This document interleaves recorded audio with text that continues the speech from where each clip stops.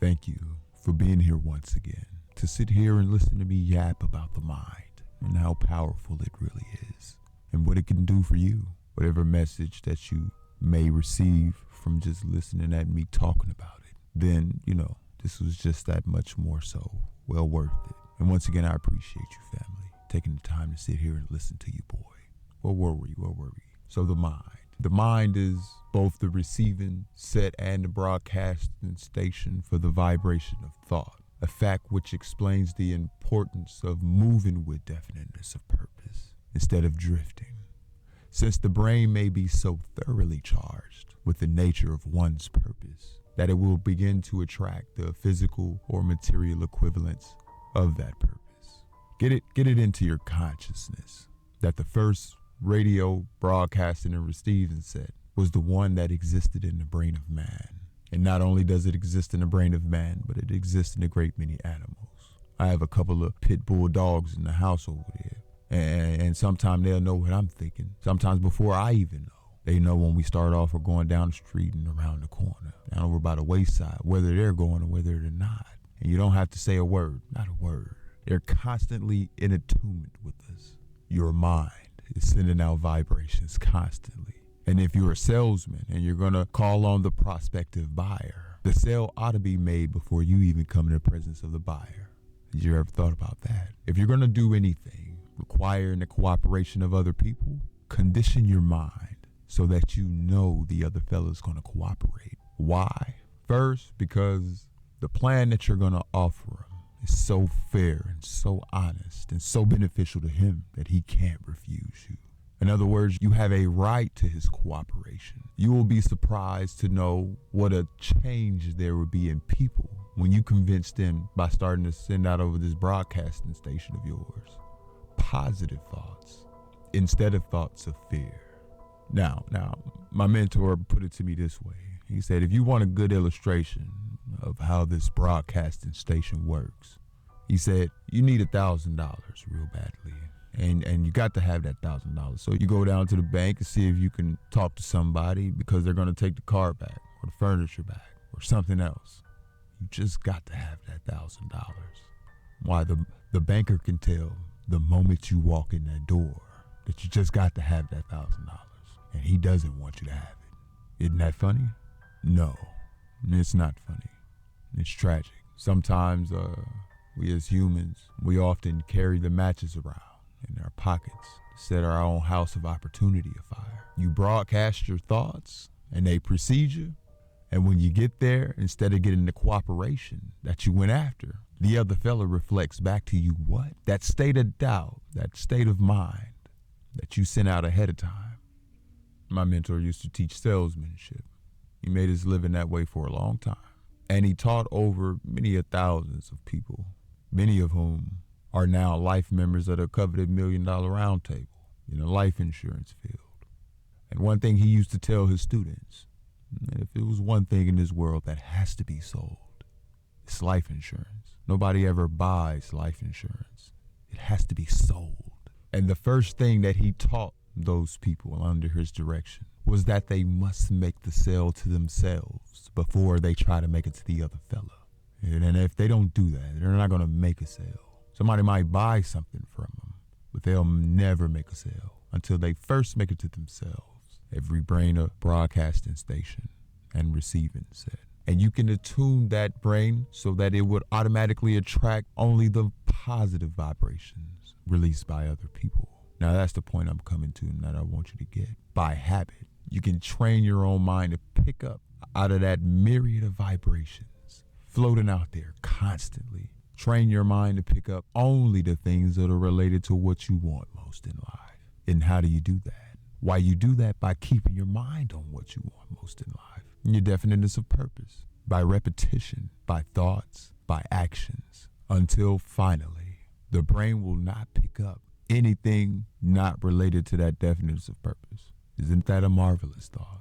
You can train your own brain so that it will absolutely refuse to pick up any vibrations except those related to what you want. And ladies and gentlemen, when you get your brain under control like that, you will be really on the path, really and truly on the beam. Now, let's see what's some of the benefits of definiteness of purpose. First of all, definiteness of purpose automatically develops self-reliance, personal initiative, imagination, enthusiasm, self-discipline, and concentration of effort. All of these being prerequisites for success of vital importance. Now, that's quite a few many things with definiteness of purpose that you automatically developed. That is to say, knowing what you want, having a plan for getting it, and having your mind occupied mostly with the carrying out of that plan.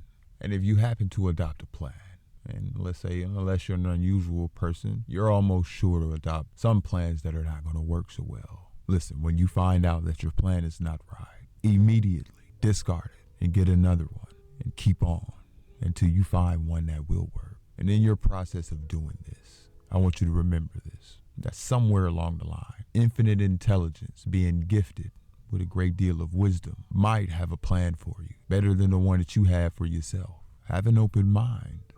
If you adopt a plan to carry out a major purpose or your minor purposes and it doesn't work well, dismiss that plan and ask for guidance from infinite intelligence. And you may get that guidance. What can you do to be sure that you will get it? Why, you can believe that you'll get it. You can believe, and it's not going to hurt so much so for you to say it out loud, orally, that you believe it, that you believe you'll get it. Me personally, I suspect that the Creator, He can know your thoughts, but I found that if you express yourself with a lot of enthusiasm, it doesn't hurt any, not at all. And I'm sure that it doesn't hurt when arousing your subconscious mind. When my mentor wrote his philosophy, he told me the original title of it was the 13 Steps to Riches. And both the publisher and him, they both knew that that wasn't a box office title. They needed $1 million title. So they went ahead and set the book up, tired, get ready to publish. And the publisher kept nagging at my mentor every day to give him the title that he wanted. But my teacher was procrastinating with it. And he was writing out titles, about 500-600 titles. And not any of them was any good. Not any of them. And one day, the publisher called out to him. He said he scared the life out of him. He said, tomorrow morning, I got to have that title. And if you don't have one, I have one. That's going to be a humdinger. That's how they used to say it back in the days. Mentor was like, what's the word? Publisher said, we're going to call it Use Your Noodle and Get the Boodle. Teacher was like, my man, you're going to ruin me. Well, this is a dignified book. And that type of title right there, that's gonna ruin the book and me too. Publisher was like, well, whether it ruins you in the book, well, it don't matter to me. I just got to have that title. Now, I want you to follow this instance because it's laced with food for thought, but I'm not telling you. My mentor, I remember him saying, he said he went in that night. He sat down on his bed, on the side of his bed, and he had a talk with his subconscious mind.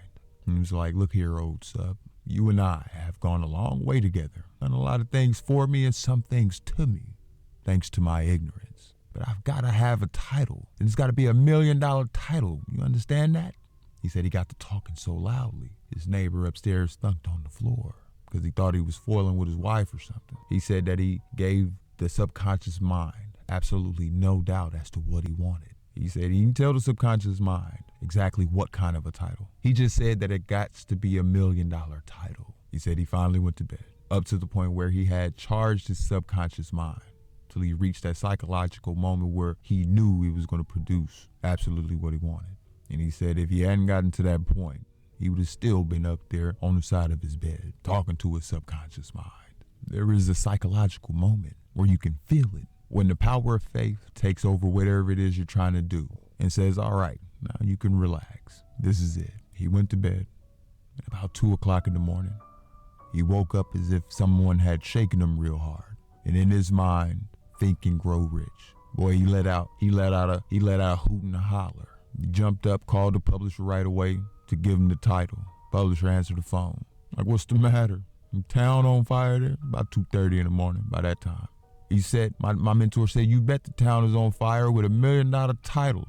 Publisher was like, let's have her. He told him again, think and grow rich. He said, boy, you've got it. I'll say we've got it. My mentor thought to himself. Because at that point, that book grossed over $23 million outside of the United States and more than likely grossed more than $23 million in his life cycle before he passed on. $1 million title, it was a multi-million-dollar title. After the thrashing that he gave his subconscious mind, I'm not surprised that it came over and did a good job. My mentor thought to himself, Why didn't he use that method in the first place? Isn't that a funny thing? Why, I know the law. Why did I fool around about it and temporize? Why didn't I go to the source and get my subconscious mind all heated up instead of sitting down there at my typewriter writing out 500-600 titles? Why didn't I? Well, I'll tell you why. And it's for the same reason you will oftentimes know what to do but won't do it. There's no explaining the indifference of mankind toward himself. Even after you know what the law is, you know what the score is, and you fool around it to the last limit before you do anything about it. That's just like in prayer. Fool around about prayer until it's time and need comes, and then you're scared to death. And of course you don't get any results from prayer. If you want to have results from prayer, you need to make your whole life a prayer, day in and day out, every minute of your life, a constant prayer, because it's based upon belief and faith and dignity in your right to tune in on infinite intelligence and to go out and have the things that you need in this world. And so it is with this human mind. You've got to condition the mind. So as you go along through day-to-day sources, when any emergency arises, you'll be right there ready to deal with it. Also, through definiteness purpose, it induces one to budget one's time and to plan day-to-day endeavors, which leads to the attainment of one's definite major purpose. If you were to sit down and put down an hour-by-hour account of the actual work that you put in each day for 1 week, then another hour-by-hour of the time that you wish that you could be using to devote to whatever it is you want to do badly enough, you're going to get one of the shocks of your life. We're not efficient. We only have about 8 hours of sleep, 8 hours to earn a living.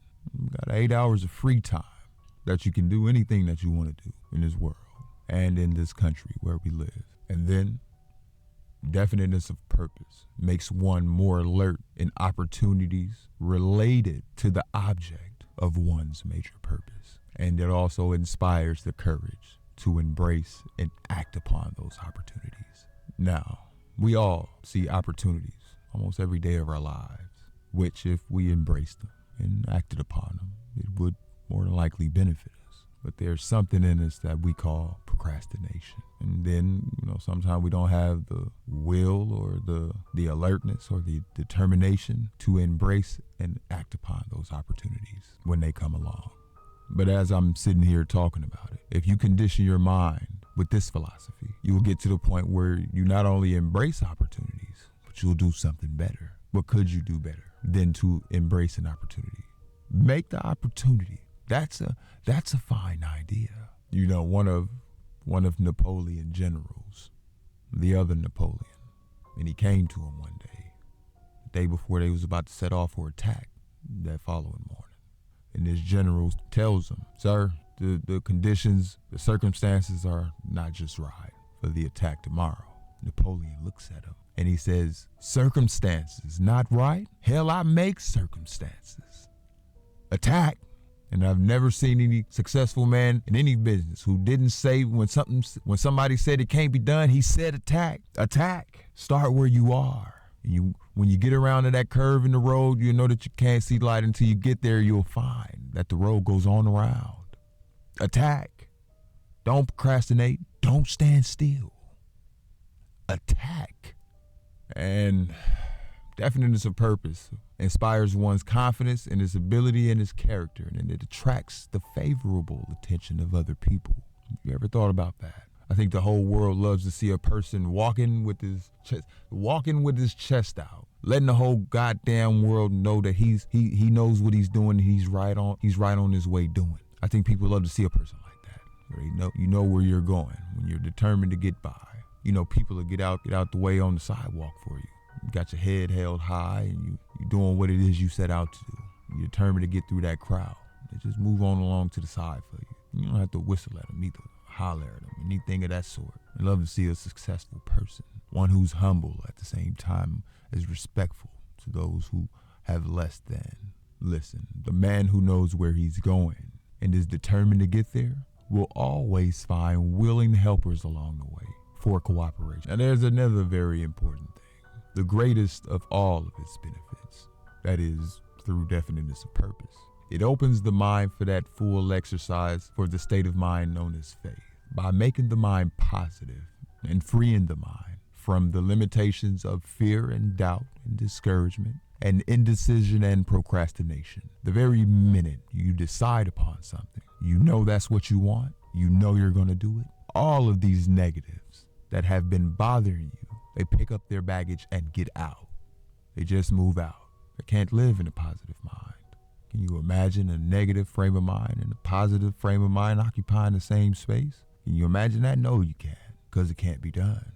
And did you know that the slightest bit of a negative mental attitude is sufficient to destroy the power of prayer? Did you know that the slightest bit of a negative attitude is sufficient to destroy your plan, whatever it is you're doing, your definiteness of purpose? You have to move with courage, with faith, with determination when carrying out your definiteness of purpose. Next, definiteness of purpose makes one success conscious. You know what I mean by that? It makes you success conscious. If I said that it also makes you health conscious, would you know what I meant by that? Why your thoughts are predominantly on vibrations of success. And in regards to the health conscious, your thoughts are predominantly on timing about health. The can-do part of life and not the no-can-do. Did you know that 98% of the people that never get anywhere in life, did you know that they are the no-can-do people? Any circumstance that is placed before them or that you place before them or it overtakes them, immediately they fashion their mind to the no-can-do part of life, on the negative part. I don't care what it is, family. In life, you're going to come to situations where you can't do something, but that's only because you told yourself you can. Sometimes if you can't do something or you think you can, you have to force your mind you have to bring your mind to a point where it's on fire. Even if you can't do it, it's on fire to the point where you believe you can do it. Even if you don't have the slightest asset to give you a beginning other than the determination that you're going to make that happen and get the assets necessary to get done what it is, whatever it is you want done. And honestly, if you waver in those moments, you're a bit slack-jawed about it. Like, oh, well, I'll do my best. I'm sure that when those moments happen, if the opportunity is being given to you, whoever is doing the giving will rip that opportunity away from you immediately because it would show that you're not too determined to do it. Yes, boss man, I got you. And you can depend upon me, sir, to complete it.